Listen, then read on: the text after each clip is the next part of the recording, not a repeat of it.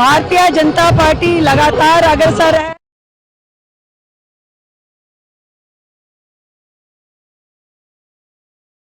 दिल्ली को आगे बढ़ाने के लिए ये रास्ता प्रशस्त करेंगे, क्योंकि वर्षों से जो दिल्ली की तकलीफें थी उसको अब रिलीफ मिलना शुरू हुआ है। उसको सुधार को हमें आगे बढ़ाना है, गति देनी है, विकास कार्य करवाना है।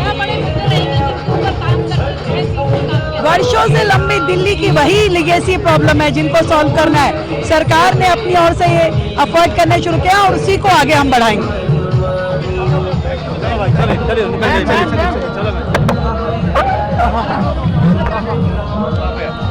केवल नहीं उधर आओ, कैंडिडेट की लेनी है भाई।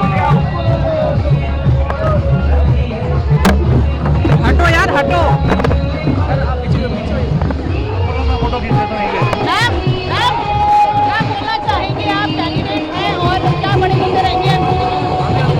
माननीय श्रीमती रेखा गुप्ता जी ने मैं सेवा और समर्पण की बहुत ही भावना है। मैं भी उन्हीं के नेतृत्व में सेवा और समर्पण और पूरी लगन और ईमानदारी से कार्य करूंगी।